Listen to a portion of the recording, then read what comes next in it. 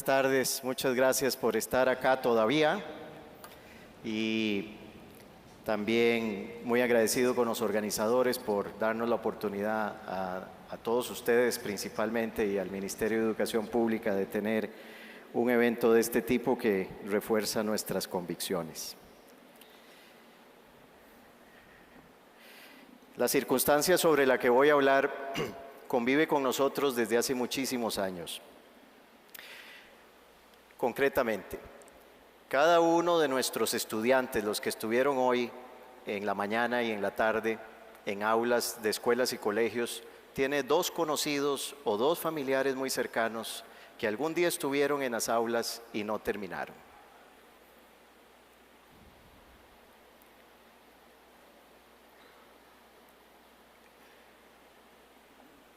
Yo creo que mi mejor y mayor aporte esta tarde, después de que ustedes hayan escuchado voces robustas sobre experiencias, no es plantear una experiencia que ya vivimos, sino una que deberíamos de vivir, que tiene que ver con cómo ponemos los ojos sobre estas personas, con qué mirada los cobijamos, si hay mirada para cobijarlos o no.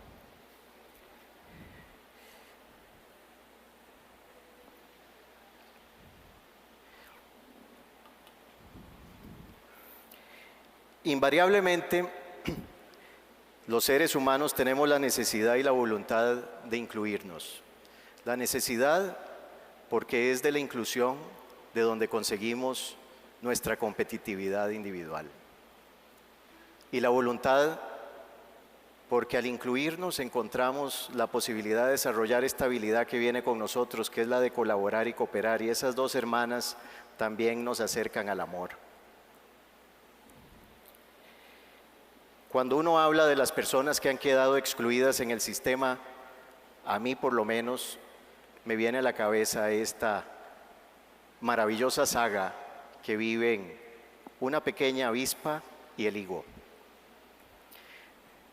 Los higos forman parte de una familia muy extensa de árboles de más de 700 miembros y tienen una particularidad todos ellos, y es que son polinizados por algún polinizador específico, especializado en ellos. Y es el caso de los higos. En el caso de los higos, el polinizador es una pequeña avispa, casi diminuta, imperceptible a la vista, pero muy poderosa. Otra particularidad de esta simbiosis, de esta saga, es que el higo no es una fruta, el higo es una flor. Es una flor introvertida, es decir, es una flor que nos permite proteger los pétalos y crear alrededor una textura dura que la hace parecer una fruta. Sin embargo, lo que sucede para la polinización del higo es que la mamá de las avispas deposita los huevos, nacen adentro del higo y cuando se aparean, los machos empiezan a buscar el cielo, taladrando el higo de adentro hacia afuera, hasta que logran perforar la cáscara, vamos a decirle así, y eso le da posibilidades a la hembra de que trascienda la flor y busque otra flor, a veces kilómetros de distancia, guiada por el olfato. Pero el macho, al taladrar el higo, pierde las alas.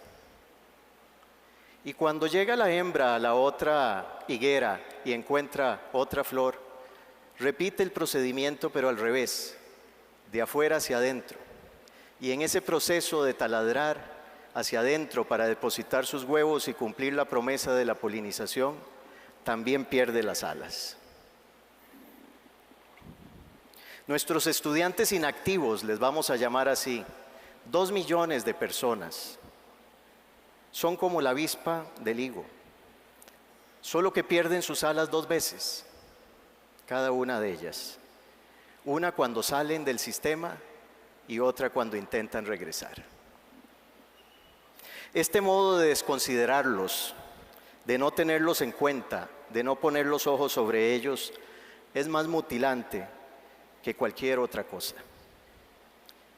Nunca hay una mirada sobre sus talentos, habilidades y competencias adquiridas en ese camino paralelo que han seguido al canal central que nosotros sí consideramos un proceso robusto de educación. Y resulta que de esto tenemos datos. De los muy pocos que se matriculan de vuelta, es decir, que vienen a perforar de adentro hacia afuera, 75% tienen entre 16 y 25 años. Pero nótense la caída del porcentaje cuando cumplen 26 años y entre 26 y 35, solo un 15% lo intenta. A los 26 años pierden la fe en el sistema. Y el niño que cantaba odas a la educación se vuelve contra ella, afirmando que esto no sirve para mucho, que a lo sumo es un obstáculo en su vida. Nuestros estudiantes inactivos son como las avispas del higo, pero plenos de derechos constitucionales. Para ellos y ellas ese derecho fue bueno para entrar al sistema, pero no para terminar. Y me pregunto cómo se llama entonces un derecho universal que deja las cosas a la mitad. ¿Será un derecho universal parcial? ¿Será un derecho universal truncado? ¿Cómo y por qué hemos llegado a esta antinomia? A ese abismo entre la teoría de lo que somos y la práctica de lo que somos. Volvamos la mirada al elefante y a su estaca para desenvolver una hipótesis. Los constituyentes de 1869, hace 150 años, recogieron la experiencia política de 11 años de aplicación de una ley que hacía obligatoria, gratuita y para todas las clases sociales la educación de niños de 7 a 12 años. Ya sabían que la educación sí podía ser la columna vertebral de un sistema político y amalgamar una nación. Pero sobre la educación en sí, dieron por buena lo que había. Y esta era una educación lancasteriana que dicta desde una cúspide de autoridad que la letra sin sangre no entra. Es decir, una educación autoritaria y castigadora. En contraposición, don Arnoldo Herrera, fundador del Castella y practicante de otros métodos educativos, decía de esa educación que era como una flecha que atacaba al estudiante. Yo diría que una flecha que además se clavaba en el piso para muchísimas personas y constituía después esa estaca a la que el elefante está atada con una pequeña cadena. Pero ¿por qué el elefante poderoso como ese, subordina a una estaca pequeña? Esto me lo pregunto cuando miro este fenómeno desde los ojos de un escolar. Y la respuesta es porque ha estado atado ahí desde pequeño. Y alguna vez sí intentó librarse de la estaca, pero no tenía la fuerza suficiente para hacerlo. Se agotó haciéndolo y no lográndolo, aprendió su impotencia y convirtió su impotencia en un dogma personal. ¿Puede un país marchar bien con estas contradicciones, con estas injusticias? ¿Ha sido la educación una matriz de igualdad o de desigualdad? No, no puede un país marchar bien. El diseño determina el resultado. Mientras la educación en Costa Rica desestime a sus estudiantes y no ponga la mirada sobre ellos, mientras sea un artefacto autoritario como una flecha lanzada desde arriba, recto e irremisible, seguiremos teniendo esta circunstancia que nos hace ver mal en el espejo de nuestros derechos y de nuestra civilidad. Seguiremos jalando un tren con 3 vagones. En el primer vagón estamos nosotros y otras 2 millones de personas. En el segundo vagón están los estudiantes que son considerados así por el sistema educativo autoritario, estudiantes pequeños, niños y jóvenes, y en el tercer vagón están los excluidos de la educación. Pero ¿qué pasa que no cambiamos? Incluso luego de ser discípulos de Vygotsky, de Howard Gardner, de Paulo Freire, de Bloom, ¿qué pasa con nosotros que a pesar de tener un mandato para desarrollar una experiencia didáctica y pedagógica fundamentada en el desarrollo de habilidades para la vida, no logramos encontrar un modo de ayudar a quienes se han quedado atrás? Mi hipótesis es que seguimos muy activos, casi por inercia, organizando nuestra oferta. ¿Cuándo fue que salió? En octavo. Pues bienvenido. Por el mismo hueco que te fuiste, tenés que regresar. Ahí está tu pupitre de octavo. Organizamos la oferta, pero no la demanda. La demanda diría, pero no hay manera de que me reconozca que yo tengo habilidades, competencias, que yo he sacado adelante 2 hijos, que tengo un trabajo desde hace 11 años, que soy perfectamente competente en el marco de tener habilidades para la vida. Si a estas personas no les ponemos los ojos encima de verdad, para ofrecerles un reingreso digno, seguiremos perdiéndolos constantemente, una y otra vez. Todas esas habilidades y competencias que ellos tienen son perfectamente compatibles con las que promovemos en nuestras políticas educativas. Si tan solo los observáramos por unos minutos, por una hora, si los observáramos metódicamente, si observáramos a Catherine, la mesera, o a Alan, el sin título que maneja recursos humanos en oficina, o a Carlomagno, que era fatal en matemáticas pero ganó un Grammy como músico. Solo si los viéramos de verdad, no veríamos un elefante sometido a una estaca.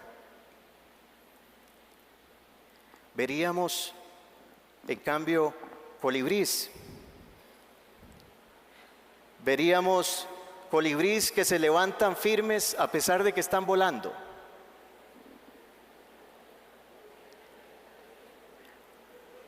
¿Calcula o no calcula el colibrí cuando se acerca a la flor? Es una pregunta técnica y la hago con honestidad.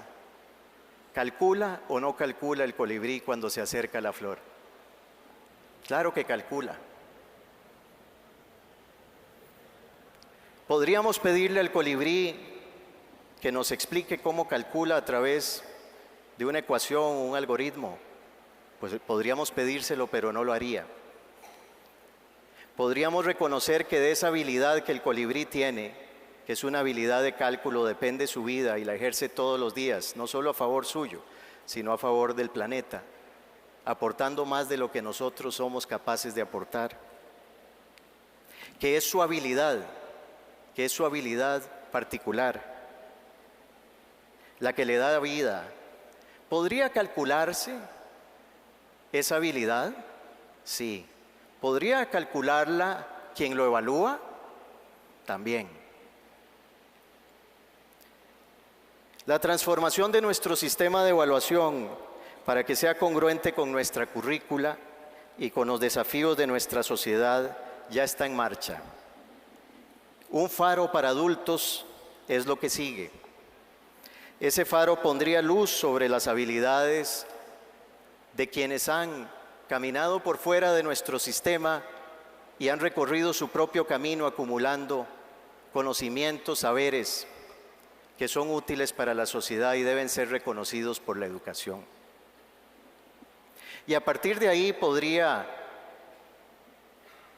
imaginarse todos ustedes, y les ruego que lo hagan, un conjunto de caminos diversos para estas personas,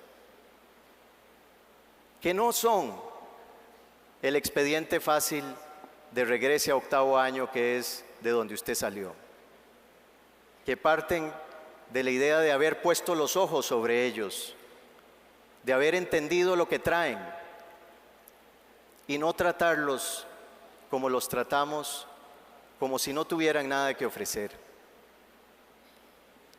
Aprovechemos que tenemos una fuerza curricular nueva, aprovechemos que la mitad o más de ustedes pertenecen a otra escuela de formación, que todos ustedes son profesionales del cambio, de la transformación, que invariablemente una maestra y un profesor, si algo es el artífice del cambio, el artífice de la transformación social.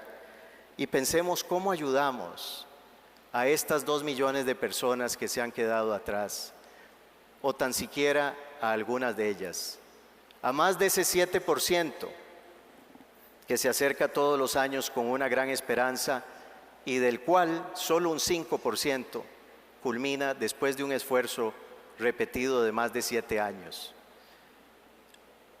Resolvamos esta injusticia. Planteémonos la posibilidad de reunificar el país. Planteémonos la hipótesis de que quizás el país está dividido porque la educación la ha dividido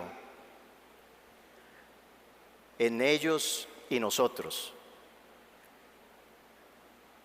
Planteémonos la posibilidad maravillosa de no solo cooperar con nuestro grupo, con nosotros, sino también cooperar y colaborar con ellos. Yo soy ministro y tengo algunas ideas, pero ya lo dije hace un año, seré un buen ministro si escucho las ideas de los demás.